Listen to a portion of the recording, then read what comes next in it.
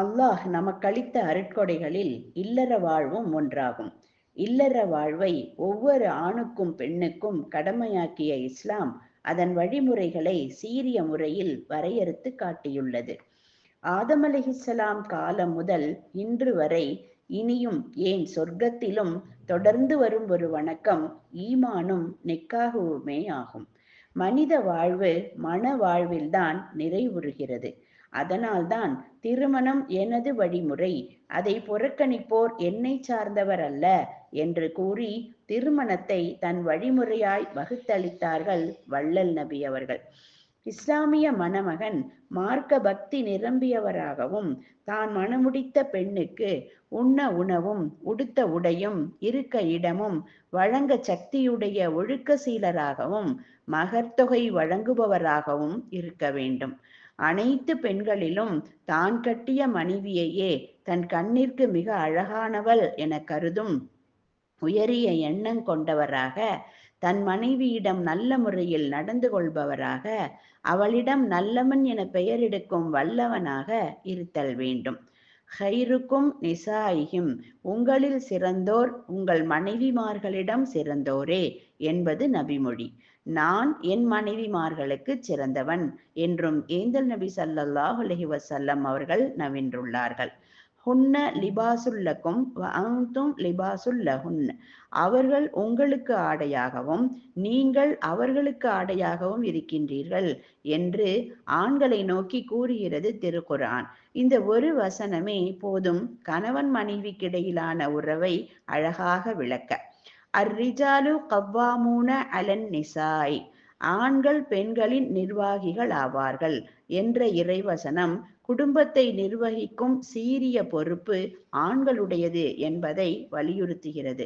கருத்தொருமித்த குடும்ப வாழ்வின் இடையே கருத்து வேறுபாடுகளும் மனத்தாங்கல்களும் ஏற்படுவது இயல்புதான். அச்சமயத்தில் பெண்களிடம் கண்ணியமான முறையிலும் சகிப்புத்தன்மையுடனும் நடந்து கொள்ளுமாறு கூறுகிறது திருமறை. பெண்ணிடம் குறைகள் கண்டால் களைய முயலுங்கள், அதற்காக அவளை வெறுக்க வேண்டாம் என்கிறது இறைவசனம். ஒரு முஃமினான ஆண் ஒரு முஃமினான பெண்ணை வெறுத்தொதுக்க வேண்டாம்.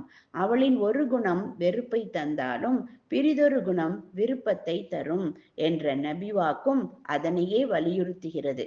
ஆண்களின் கோணலான விலா எலும்பிலிருந்து படைக்கப்பட்ட பெண்கள் விஷயத்தில் ஆண்கள் அன்பாக நயமாக நடந்து கொள்ள வேண்டும். பெண்களை கொடுமை செய்தல் மிகப்பெரிய பாவமாகும். அதனை அல்லாஹ் வரம்பு கடத்தல் என்கிறான். பெண்களை முகத்தில் அடிக்காதீர்கள் என்று நாயகம் ஸல்லல்லாஹு அலைஹி வஸல்லமும் எச்சரிக்கிறார்கள். கண்ணாடி பாத்திரங்களை கையாள்வது போன்ற மென்மையான போக்கில் பெண்களை கையாள்வதில் ஆண்கள் கவனமாக இருக்க வேண்டும். இறைவன் கட்டளைப்படி மனைவியை அன்புடன் பராமரிப்பதும் அவள் தவறு செய்யும் போது நளினமாக கண்டிப்பதும் கணவனின் கடமைகள். ஹலீஃபா உமர் ரலியல்லாஹு அவர்களிடம் தன் மனைவியை பற்றி முறையிடுவதற்கு ஒருவர் வந்தார். வீட்டு கதவு சாத்தி இருந்ததால் வெளியே சற்று தாமதித்தார். அச்சமயம் உள்ளே இருந்து உமர் ரலியல்லாஹு அவர்களின் மனைவி ஹலீஃபாவை பலவாறு குறை கூறிக் கொண்டிருந்தார்கள். வீரத்தின் திருவுருவான உமர் ரலியல்லாஹு அவர்கள் அமைதியாக அதனை கேட்டுக்கொண்டிருந்தார்கள். இதனை கண்ட அந்த மனிதர், இங்கேயும் அதே கதைதான் என்று திரும்பிச் செல்கின்றார். காலடி சத்தம் கேட்டு வெளியே வந்த உமர் ரலியல்லாஹு அன்ஹு அம்மனிதரை அழைத்து வந்த காரணம் என்ன என்று கேட்கிறார்கள். அந்த மனிதரும் வந்த காரணம் திரும்பிச் செல்லும் காரணம் இரண்டையும் கூறுகிறார். உடனே உமர் ரலியல்லாஹு அன்ஹு, என் மனைவி எனக்கு சமையல்காரியாய், குழந்தைகளை பெற்று வளர்க்கும் தாதியாய், உற்ற தோழியாய், இன்னும் பலவாறு எனக்கு உதவுகிறார்கள். அதே சமயம் அவளுக்கு செய்ய வேண்டிய சில கடமைகளை நான் செய்யாத போது உணர்ச்சி வசப்பட்டு அவள் சொல்லும் குறைகளை நான் சகித்து கொள்ளத்தானே வேண்டும் என்று விளக்கமளிக்கிறார்கள். வந்த மனிதரும் தன் மனைவியை பற்றிய கோபம் நீங்கி வீடு செல்கிறார். மனைவியின் உரிமைகளையும் மதிக்க தெரிந்தால் கணவனின் மதிப்பு கூடும். பொருளீட்டுவது மட்டும் ஆண்களுக்கு கடமையாகாது. கட்டிய மனைவியையும் பெற்ற குழந்தைகளையும் பேணி காப்பது, அன்பு காட்டுவது, அறிவூட்டுவது, தம் குடும்பத்தார் அழகிய இம்மையையும் மறுமையையும் பெற்று வாழ வழிவகுப்பது, குடும்பத்தாரோடு முடிந்த அளவு நேரம் செலவிடுவது போன்ற பல கடமைகள் ஆண்களுக்குரியது. மனைவியும் குழந்தைகளும் அல்லாஹுவால் ஆண்களுக்கு அளிக்கப்பட்ட அமானிதம். அதனை அழகாக பேணினால் அவன் திருப்பொருத்தம் கிடைக்கும். அழகிய முறையில் மணமகளுக்கு மகர் கொடுத்து உறவினர்களுக்கு வலிமா விருந்தளித்து மணமுடிக்கும் ஆண் கடைசி வரை தன் குடும்பத்தாரை கண்ணை இமை காப்பது போல் காக்க வேண்டும்.